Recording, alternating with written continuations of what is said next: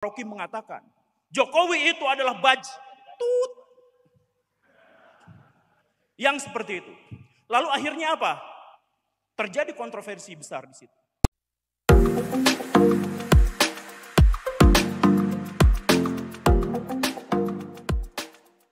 Assalamualaikum warahmatullahi wabarakatuh. Saya berdiri lah ya. Punten Pak. Di belakang layar, Pak Rocky bilang, saya nggak akan bahas sesuai dengan tema. Mau bikin pemberontakan. Ya karena ngomong seperti itu, maka saya harus mengambil alih tanggung jawab itu untuk menyampaikan sesuai tema, biar panitianya tidak disomasi. Jadi yang dimaksud dengan post-truth itu sebenarnya adalah bahasa orang-orang posmo yang menyebutkan bahwa ada sebuah fenomena, ada sebuah kondisi di mana informasi datang terlalu banyak, mengalir terlalu banyak, bisa diakses begitu mudahnya, sampai bahkan kita tidak bisa lagi membedakan mana yang nyata dan mana yang tidak nyata. Dan karena itu, maka itu membingungkan orang-orang. Jadi sekarang misalkan kita pengen tahu profil tentang Pak Diki Ahmar misalkan. Yang menceritakan keburukan-keburukannya itu banyak. Yang menceritakan tentang kebaikan-kebaikannya itu juga banyak. Sehingga keputusan kita untuk menentukan bahwa dia adalah orang yang baik atau orang yang jahat itu ditentukan oleh tendensi dan ego pribadi, oleh subjektivitas. Makanya ini adalah sebuah ancaman buat nilai-nilai akademik dan nilai-nilai ilmiah. Karena ketika kita mengukur bahwa seseorang ini baik atau buruk, mengukur bahwa sebuah fenomena ini baik atau buruk dan sebagainya, itu kita tidak akan mendapatkan referensi yang memadai. Karena referensi yang paling buruk sekalipun, yang hoax sekalipun, itu bisa kita akses. Jadi kita akhirnya terperangkap pada bubble-bubble yang ditentukan oleh orang-orang yang mampu merekayasa massa. Jadi ini zaman post-truth, ini zaman sekarang seperti itu. Jadi ada orang yang membenci saya, bukan gara-gara dia tidak sesuai dengan pendapat saya, tapi gara-gara dia tidak suka sama saya. Ada banyak cerita-cerita seperti itu gitu. Dan ini berbahayakah? Ini sangat berbahaya karena pada akhirnya kita sekarang tidak bisa menemukan mana itu realitas. Gitu. Jadi hyper realitas. Jadi misalkan sebagai contoh yang paling sederhana beginilah. Pak Rocky Gerung, ini contoh aja lah ya. Pak Rocky Gerung itu adalah orang yang sangat kita kenal sebagai oposisi terhadap pemerintah. Oposisi terhadap rezim dalam hal ini adalah oposisi terhadap Jokowi 9 tahun ke belakang ini. Kita anggap seperti itu. Tapi mungkinkah sebenarnya tidak seperti itu? Mungkinkah Pak Rocky itu sebenarnya adalah teman dekat Pak Joko? Yang mereka bikin sebuah, ini cerita liar aja ya. Mungkin aja dia itu adalah teman dekat yang ngobrol-ngobrol, bikin konspirasi gimana caranya agar Pak Jokowi bisa melanggengkan kekuasaan bahkan setelah 10 tahun menjabat. Mungkinkah begitu? Kita mulai dari simulasi liar, simulasi kecil-kecilan. Pak Jokowi itu elektabilitasnya selalu tinggi. Dan setelah terpilih 2 periode, tingkat kepuasan masyarakat terhadap Pak Jokowi itu selalu di atas 60%. Tapi tidak pernah tembus 70%. 60% aja terus. Nah, ketika akhirnya Pak Jokowi berpikir, saya pengen jadi presiden 3 periode. Diajukan kepada massa, wacana itu disebarkan. Banyak yang nolak, waduh saya tidak bisa 3 periode. Jadi apa yang harus saya lakukan? Ngobrol sama temennya, namanya Rocky. Ngobrol, ini simulasi aja ya. Ngobrol sama Pak Rocky. Ayo kita bikin sebuah konspirasi. Lalu apa? Di sebuah panggung yang besar, Pak Rocky mengatakan, Jokowi itu adalah tut. Yang seperti itu. Lalu akhirnya apa?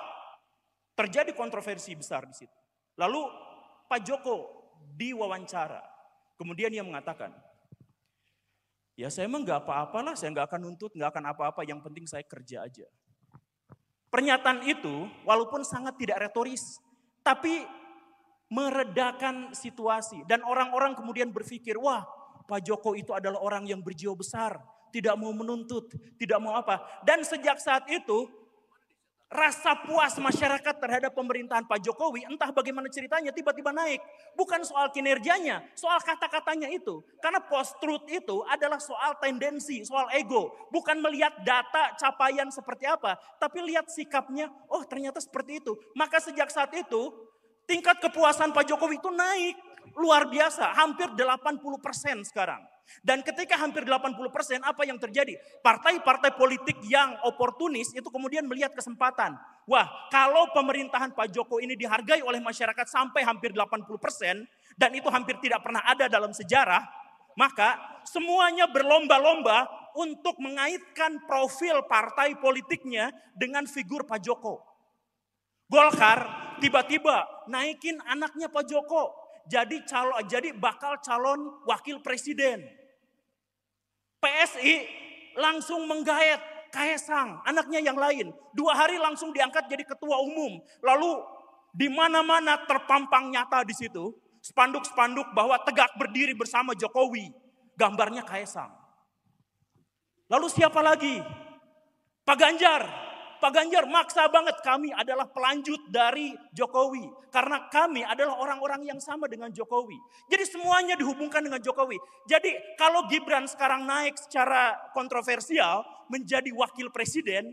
Kalau misalkan PSI terguncang oleh kontroversi gara-gara anak baru yang tiba-tiba menjabat. Itu gara-gara Pak Rocky Gerung. Benar gak seperti itu? Benar gak seperti itu? Sebenarnya saya pengen sampaikan, walaupun simulasi seperti itu masuk akal, tapi data yang saya sebutkan itu hoax. Barusan saya jelaskan data-data 60, 80 apa segala rupa, itu bohongan. Gak pernah ada kenaikan sejak omongan itu langsung naik jadi 80, enggak. Tapi saya mudah mengajak orang lain untuk bertepuk tangan, saya mudah mengajak orang lain untuk, oh gitu ya, walaupun dengan data-data palsu sekalipun. Itulah post-truth. Jadi saya mau ngebohong, mau kayak gimana, ketika saya sudah didengarkan, ketika saya memonopoli pembicaraan di sini, yang lain semuanya diam, saya menjadi pembicara tunggal di sini, maka banyak sekali orang-orang yang mudah terkesima bahwa, oh iya ya benar juga kayak gitu, jangan-jangan itu yang benar. Post-truth itu seperti itu.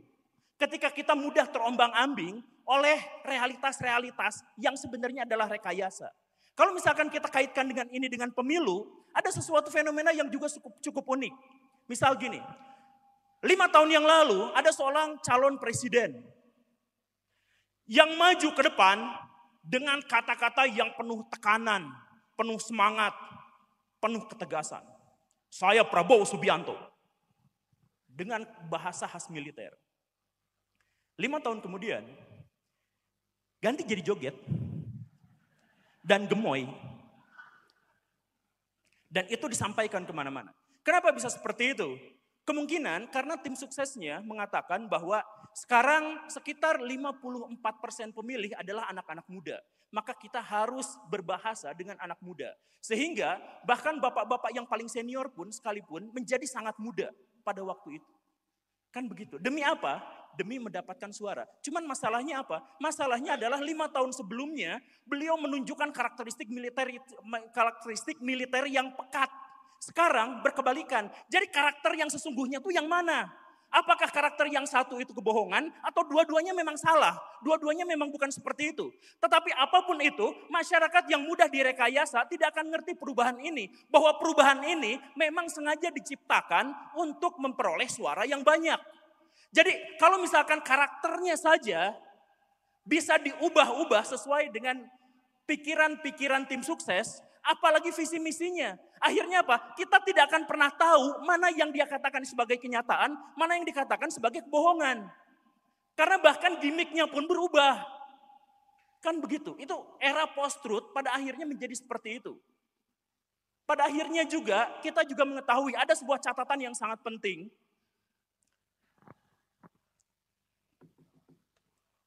Yang dulu bersumpah akan menyeret Pak Prabowo ke mahkamah meja hijau, itu adalah orang yang sekarang mendukungnya sebagai calon presiden.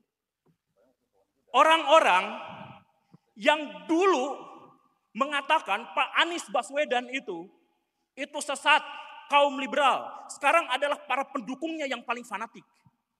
Sekarang Pak Ganjar disupport, didorong, didukung oleh partai politik yang dulu menyisihkannya. Karena partai ini ingin mengangkat Ibu Puan. Sekarang mendorongnya habis-habisan. Jadi semuanya dalam era post-truth, semuanya bisa berubah. Kemarin yang menuntut Pak Rocky untuk minta maaf dan menyeretnya ke pengadilan, PDIP, itu sekarang menarik pernyataannya dan kemudian mengatakan, kayaknya pernyataan Pak Rocky soal Bajtut itu beneran. Jadi agak berpihak sekarang.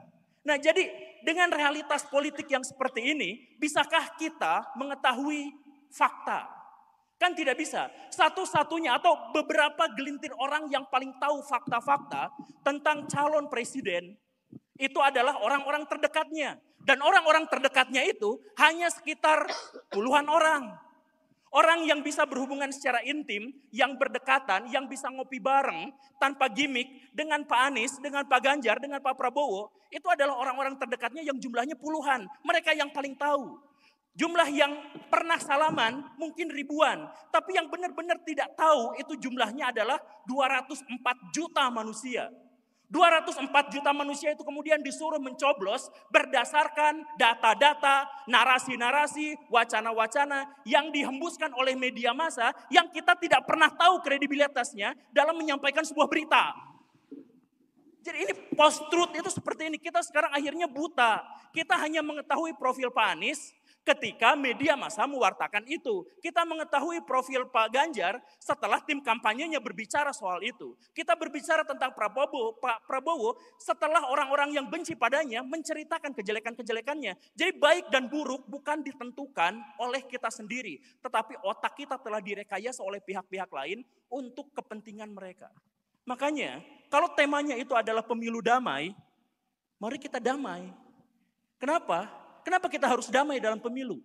Sebab ketika kita bertengkar pun kita tidak pernah tahu lawan kita siapa.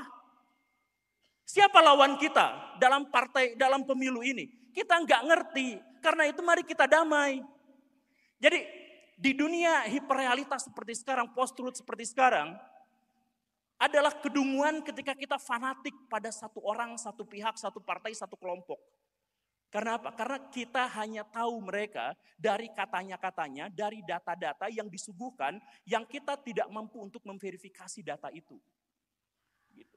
Jadi sekarang kita pikirkan baik-baik ketika kita nanti mau pemilu, mau apa, kita sebenarnya tidak memiliki cukup data yang memadai untuk menentukan siapa. Jadi apa? Makanya yang tadi itu, satu-satunya jalan adalah yuk kita damai aja, kita pasrah aja.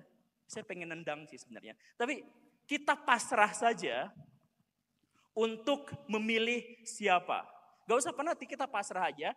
Toh nanti sesudah pemilu beres, kita berhak juga untuk mengeluh dan menjelek-jelekan kan. Dan setiap keresahan-keresahan itu muncul ke publik, semakin besar kesempatan saya membuat video yang AdSense-nya banyak.